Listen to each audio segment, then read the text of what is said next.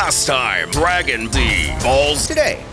Managing to eliminate Shamo and Lizardzilla, Goku is adamant on giving Shima a choice. Continue this pointless battle and join her comrades, or simply leave here now and never show her face again. Choosing the latter, she now must flee from the forces of King Cold and Frieza, as neither would ever forgive her for failing in this mission. With Goku, he now faces the challenge of learning a new, very important technique in mastering this mysterious golden transformation. Find Master Roshi's stone hidden somewhere in today's video, and be the first to comment where you found it at, and you'll get that comment pinned in this video and a shout out in the next. So shout out to First and Last 9514, and Connor DeStefano 4112 for being the first ones to find the stone in the last video. Taking it back to Yardrat. The Yardratian people are busy rebuilding the damage caused by Cold's elite squadron. Even Goku helped. Simultaneously, Soba is recovering from his injuries. It would appear that he soon received a letter of some kind. It reads, "Dear Soba, I'm writing this letter to you because I fear I've done something unforgivable. I know why Cold's elite squadron attacked our world, because I told them the Saiyan was taking refuge here. I was terrified that if I didn't tell them, he would kill all of our people as an example to his other subjects. I couldn't risk breaking his trust, especially after the backroom bargain you made with the Ginyu Force. I need you to understand. I truly believed I was doing what was in Yardrat's best interest. I didn't mean for this to happen. If I could take it back, I would. Their blood is on my hands, Soba, and if I'm still alive, I'll spend every waking moment trying to atone for my sins. This wasn't your fault, my friend." Signed, Wakame, Nori's brother and the leader of the Yardrat army. So does this mean that putrid coward of a warrior, more a dry decaying husk than an actual respectable sentient life form? That cowering, stale, pink hostess snowball that's filling has surely been removed and replaced with the same emptiness that fills his pride, is not only still alive, but upon coming back, if ever, he'll find out that his cowardice not only got an entire village killed, but also his own sister. The Earth equivalent of February 763 comes to an end.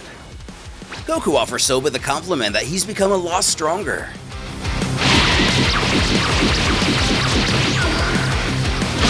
Zipping in, it looks like Bondan honed in a little too close to their location, as he's almost accidentally dragged into the spar. Curious what he's doing here. It's told that the venerable Hushu wants to see him. He has something important for him. Although Goku is simply enthralled to what it might be. This information sends Soba into a panic. They must go immediately.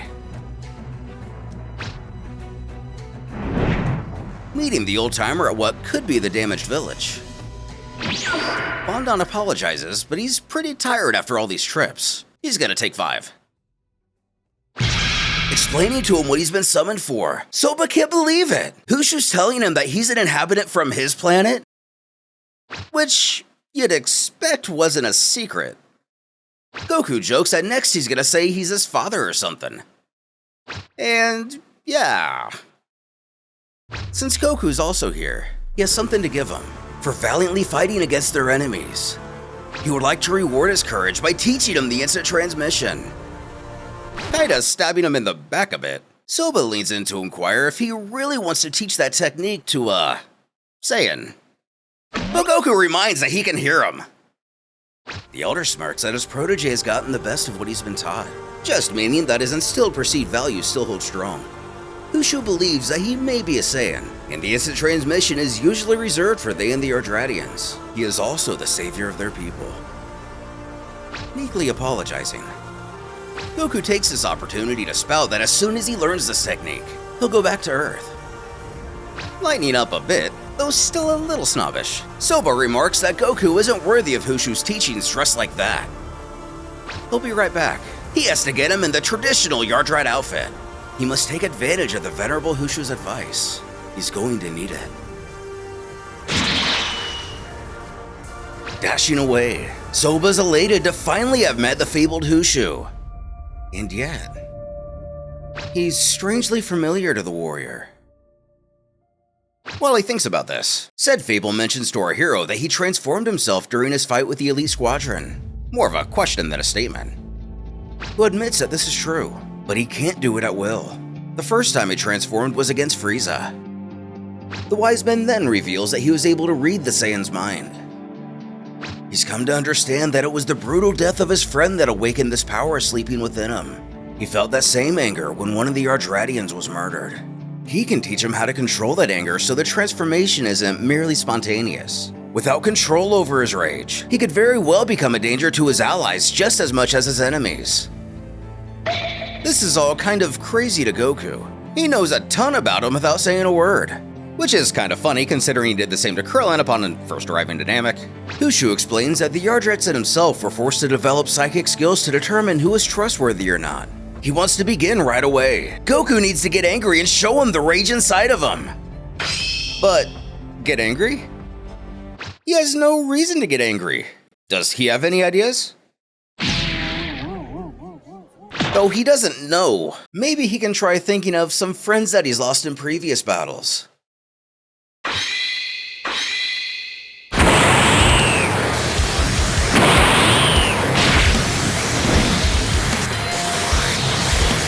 Seeming to do the trick. This is impressive.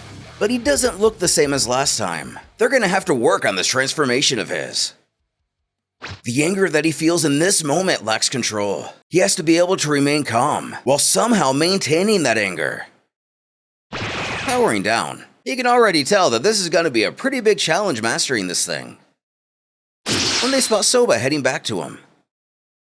Landing with the aforementioned clothes, Goku is just finally happy to be able to learn instant transmission.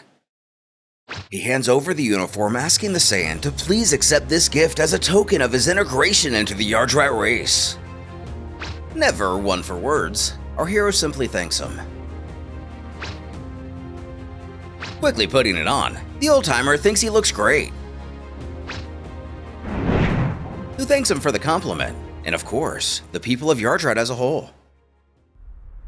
Before the Elder teaches them the instant transmission, he'd like to offer some history. His people and that of the Yardrats are the only ones who know this technique. He taught it to them when he learned of Frieza's plans to conquer them all. But in the beginning, the purpose of this technique was to allow fast and convenient travel between planets with sentient populations, so they can make contact. Thanks to this, they've been able to carry out numerous commercial exchanges and allow the development of their civilization. Sometimes, he refused to teach it when he doubted the intentions of those who wanted to learn. On his own planet, some haven't hesitated to use it to commit criminal acts. That's why ever since, he's only taught it to the Yardrat people, given they're a peaceful race. He then asks Soba if he knows how to feel the ki of people around him. And, of course, it's a basic skill for a warrior. Then for Goku, there's no need to ask this question. He already paid the price when they first met, referring to the former creatively drawing him out of hiding with a ki attack. Coyly giggling at this, the Saiyan apologizes. He thought he was being watched and that was the only way to make him show himself. Causing Soba to scoff. Well, aren't you discreet? Just show up here and turn their tranquility upside down. Getting back to business, the wise man states that feeling one's ki is an important first set. This technique allows one to move their mind and body towards the ki they visualize. They must close their eyes and clear their minds. Goku thinks to himself that going back to Earth and feeling the ki of his friends is all but impossible from all the way out here. Hushu opts to raise his own ki so they can find him more easily. The amount of which surprising both warriors. He then tells them to place their index and middle fingers on their foreheads and begin sending their ki outward. The ki must then come in contact with the surrounding auras. Once they've found his ki, they need to project their own towards him. Their body will follow. Figuring it out a bit faster than the Saiyan, Soba chortles that he's got it while bidding goodbye to Goku, pleading with him to wait. He could have at least explained it to him. It's not easy to visualize Hushu's aura. Why doesn't he try to find Soba's aura instead?